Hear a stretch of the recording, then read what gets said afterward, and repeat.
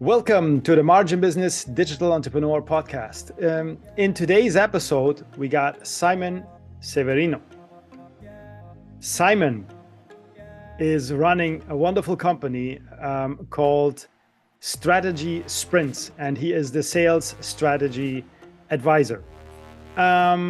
We will go a little bit later in what he exactly doing in this company, a part of consulting, SEO, UX design, and obviously marketing. But we want to hear a little bit more about himself because he has a book out. He has many other different things, interesting things, which he can talk about. But let us just begin from the start.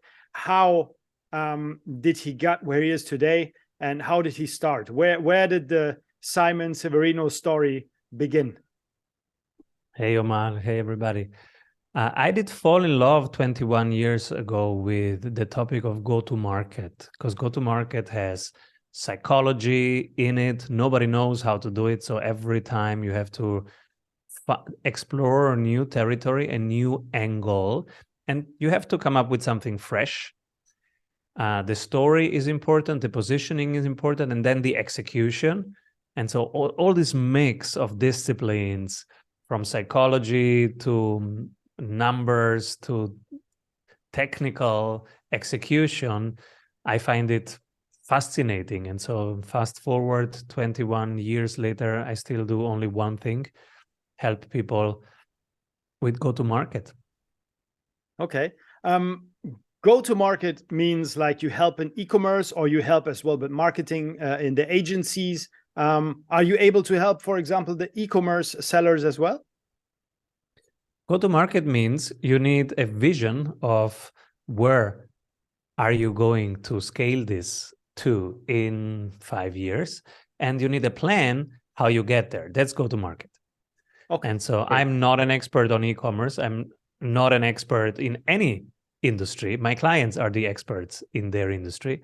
I am a sales strategy expert. So I help them formulate their vision, live the vision, and make it happen. And that happens, in 90 days, we have a program where we start with helping them write down what their dream is and why they do it, and what exactly do they want from the business, and how will the business be a catalyst for the life they want. Because sometimes, we fall in love with the product and we build the product, and then we forget that actually we did it because we want a free life, a rich life, a life full of experiences. And now if you talk to founders right now, like I do every day with a dozen of them, sometimes they start because they want to live their dream, and then actually they become a slave of their business. Yes. So what I'm an expert in is, hey guys, how can the business help you nurture, feed, realize the life you want right now while you are building it? And that is go-to-market, having a plan and executing on that plan in weekly sprints. That's where I created a method on how you break it down into weekly, actionable, small tasks that can be done in sprints of 7 days. And so we do 12 sprints of 7 days each. There's the vision, we break it down, and in each week we execute. And I have a ton of templates and tools to make it easier for them. I have no idea of e-commerce. I have no idea of most industries that I am coaching. I don't need to. I help them realize their dream, and every dream is different. But the point is, we will find a way of building it that's actually fun while we build it. I think it's a very good explanation. And actually, I had a webinar yesterday at night, and we always get the same topic, and I'm trying to explain this all the time. When you're in e-commerce, for example, you need to have a purpose behind your product. It's not only the product that you're selling; it's a product like you have. What you're selling. The sell goes over into your life, and it goes into passion. It goes, it's not just we decide to do this to make money, because then actually most of the time you actually explaining what you just explained, that you get caught in this everyday life, and you're just struggling, because actually you don't have a purpose. Once you don't have a purpose, this is one of the things I always try to explain. Like, product means you need to sell a product nowadays. Not before, it was different, but today you need to sell something which you are living. Actually, if you don't do that, it's very hard to bring it over to your audience, to create a community and have people looking up to you or asking you questions and thinking, and having you as an authority, if you haven't done it yourself and if you're not living it all day every day. This is just what I want to bring to, because you explained it very good. What you mentioned, you don't have to be an expert in everything. You just have to know the way, and you need to know how to do it, and you need to give advices which helps people actually to do the right decisions. People buy from people like themselves. So a nurse buys from a nurse, a fireman buys from a fireman, a founder buys from a founder. So if you want people to buy, then you have to create client testimonials, and we teach and we help to create client testimonials that actually help. And they start always with, okay, this is me. This is how I was looking for a solution to this problem. Then I found this solution. I wasn't sure. I was skeptical. This was my skeptical part. Then I tried it, and now this happened. So that's your salesperson. You are the fourth best salesperson. The first best salesperson is your past client that you have interviewed this way, and you have a video of them explaining it in this exact way. That's your best salesperson. And now if you want to sell across countries and across industries, you will need per country and per industry this kind of client testimonials. That's your best salespeople. And you put them in a specific way on your website, which we also help do. Then you are maximizing the conversion rate. You are speaking to the right people. You're having the right salespeople promote instead of the wrong one. The wrong one is you. You are the least credible because it's your baby, right? Everybody loves their baby. So we are the least credible. So if we want to sell, the best salespeople are your past clients.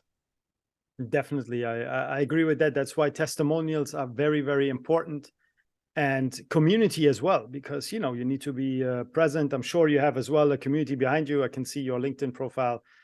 It's already quite heavy, very good. So like I already said, you have to live the life. You have to know what you're doing, and you need to know as well where you want to go. And this would be as well a question for me. What is your plan like for the next years? Can you share this, or what would you like to do? Where do you see yourself in a few years? So every day I run with my vision activation audio. So it's an audio, and in the morning before my kids wake up, I have 3 kids, before they wake up, I go running and I listen to my vision activation. So it's a 6 minutes piece where I say, it's 3 years from now, this is my net worth, this is how I'm helping people, this is why they are happy when they go home to their dinner, this is how they are better parents, better mothers, better fathers, better friends, this is why their team is happy and proud, and this is how they are creating wealth for themselves, for their clients. And so it's a full, if you want, a full audio file that I listen to every day in the morning, because the vision needs to be embodied. Yes. Whatever your vision is, you have to feel it. Every cell of your body needs it right now. Because later on during the day, you will have Zoom, email, Zoom. And in that moment, you need to decide based on that. And you need to pick specific words based on that. Words that manifest that versus other words that you feel inclined to use in the moment. And that's why it's so important. It's not a piece of paper that you have somewhere, It's something that you live it, it's embodied. And so one of the first thing in our 90 days program for founders, week 1, vision activation. And so they write down their vision, then they speak it with the background music, and they listen to it every morning. I really like that. I'm as well, I would not say fan, but I like to read his books and I like to listen to podcasts. Napoleon Hill, all materials that he got is really good. It's very inspiring, although it's, I don't know, it must be like 100 years old or a bit less, but it's still something which is very new for us today, and we can learn from all of these things right now. And this is where I come as well to my next questions. So who are your favorite people in this business? I mean, you surely have people you look up to and people you would say, okay, they need to improve something. In your type of business, who would that be? Who is your kind of, who you're looking at and saying, look, these people do really a wonderful job and we can all learn from them as well? I have many mentors, and the first one is my wife. And then come my 3 kids. My 3 kids are continuous real-time feedback. Yes, definitely. And so those are the most important ones. Then teachers, that like my first boss, who was a leadership guru, and many people in my field that have created the foundations for us now to do this. So I'm a business advisor. I stand on the shoulders of giants like Jay Abraham, Clayton Christensen. There is a long list of people who have done amazing foundational work on how to understand the geometry of business, how to do strategic planning, and then the more agile, the modern schools of how to do strategy execution in an agile way, like the Scrum school, the design thinking school, the design sprint school. All of these things informed my method, the strategy sprints method, which is an agile way of going go-to-market strategy and executing on that go-to-market strategy every day. Very good, very good. I mean, we have a lot of e-commerce companies, e-commerce sellers listening to us. And, I will give you an example. Maybe you can, because there is a few things which everyone's struggling with. So I think it's not only an e-commerce thing, but because they're e-commerce sellers, most of the time they know what I'm talking about. As an e-commerce business, you can develop very fast, which means that, within a few years, you can suddenly look at $1 million in revenue, 2 warehouses or 1 warehouse full of stuff. You need to reorder, everything is going upside down. You're in different countries, you have different languages, you need to take care of staff. And most of the CEOs, they get overwhelmed and they are doing everything on their own. I know it's not the way to do it, but it's happening. And once you're in this like in this situation, it's not really good and it's draining you a lot. So what is your first advice to anybody who's going through this? And most of the people, the thing is as well that they don't really feel it, because you talk to them and tell them, listen, you need to find a way to hire an agency or to do something different, that you get released a little bit or relieved so that your business can grow even more. But most of them, they don't, in this moment, they don't realize or understand it. So how would you go and give an advice for such situations or such people? Yeah, situations, exactly. As a founder, we quickly become the bottleneck of our business. And I had to fire myself from operations first. And I had to learn delegation and outsourcing and automating. Those are the 3 most important things.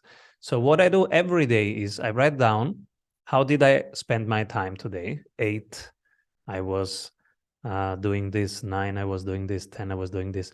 And then I ask myself, which of these tasks will I delegate or automate tomorrow? So this has to be a daily habit of every entrepreneur. You write down how did you allocate your time today, and then you find one of those tasks that you will delegate tomorrow. Because the game is continuous delegation and moving on to the bigger lever, the bigger problem to solve. A great example is Elon Musk is doing this every day. Goes into Twitter, makes his hands dirty, understands, but very quickly. And then as soon as he has just 1 centimeter above the water, like, okay, now I start to get it, he delegates it. Right now, he has picked as CEO for Twitter. He moves on again to Tesla, but with a higher leverage task. Now it's about AI in Tesla. It's not about scaling the production sites anymore. That's done. That can be scaled by his team now. Now he moves to the next thing, AI. Let's solve that. And when that is solved, he moves on to rockets. So, and in our smaller teams, it's the same thing. Today, I do client delivery. So in the beginning of e-commerce, I might do the shipping myself. I go to the postal office and I ship it. So very soon, I have to write it down, automate. Then the next thing is I do the sales, right? As soon as I know how to sell this thing, this is the story, this is the landing page, this is the conversion mechanism. I have to write it down, for example, record a screencast and hand it over immediately. And then have those people report every 7 days how it's going and how they are improving the whole system. Those are the sprint dashboards that we install. So every week we will have a marketing dashboard, a sales dashboard, and an operations dashboard. And they are reported by other people than the founder. So bit by bit, we help the founder get out of the weeds and move on to higher tasks, because the next higher tasks is now you have to find affiliate partnerships. 50 small affiliate partnerships per year, so 1 per week that will cross-promote you. You've done that. Now you hand that over to a JV manager. You find a bigger affiliate partnership, a huge platform. Like my JV partner of this year is Google. And so what is one big platform that you can create a win-win-win with? This will take you up to 18 months from your dream list 100 to actually doing it with them. That's why you have to carve out time. And when you have that, you move on to the next thing.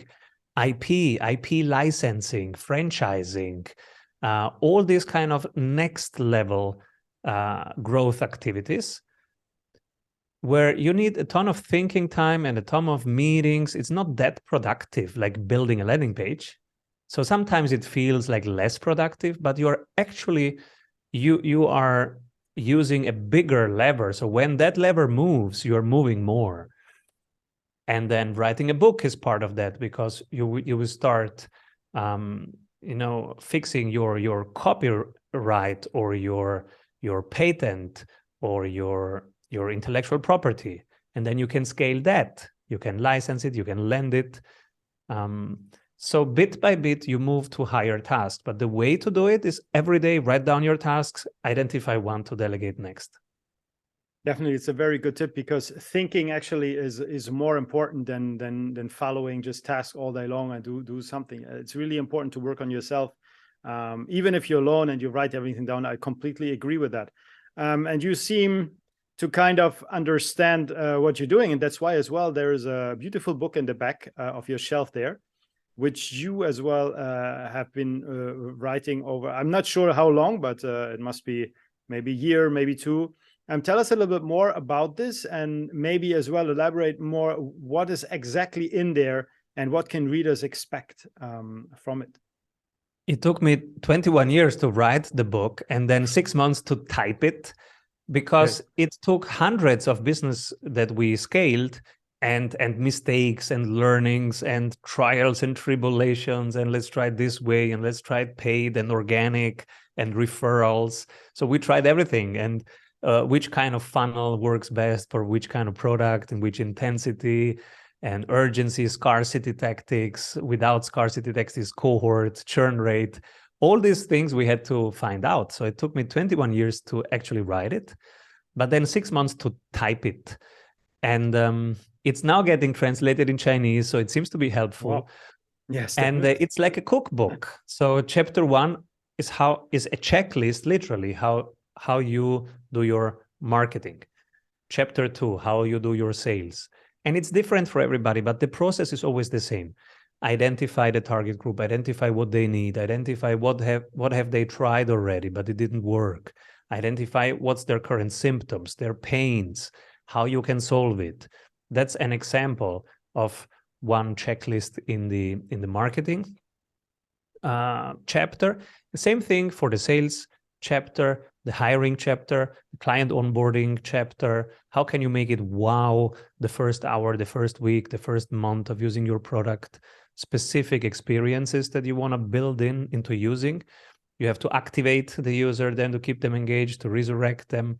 So there are typical processes to use that have worked many times, and then keeping them. So reducing churn, keeping them, upselling, cross-selling, referral partnerships, affiliate partnerships. Those things are described in the book because you don't have to reinvent the wheel. There are processes that work, and I wanted to share those processes. They are now in the book, Strategy Sprints.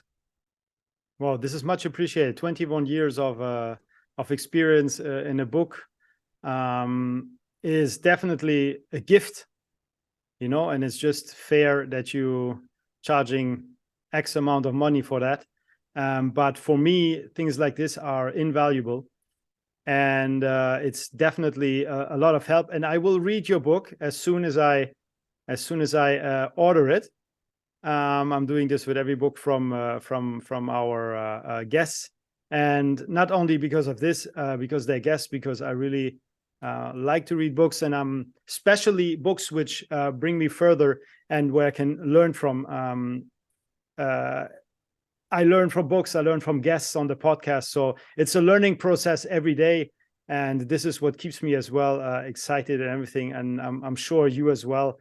There's always something to learn, especially from children, as you mentioned, you know, because they are very direct and very, maybe not that experienced like us, but they have about the same brain functionality as us. So it's very, very interesting to, you just have to open your ears every day and listen, just listen, and everything will talk back to you if you just listen. We coming to another question. Your favorite quote, if you have one, it would be great if you can share it with us.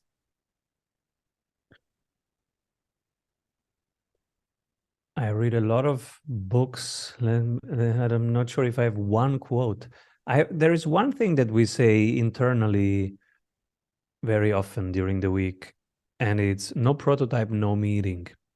So when somebody invites us to a meeting, we say, oh, thank you for inviting me to this meeting. What is the draft that we are going to discuss?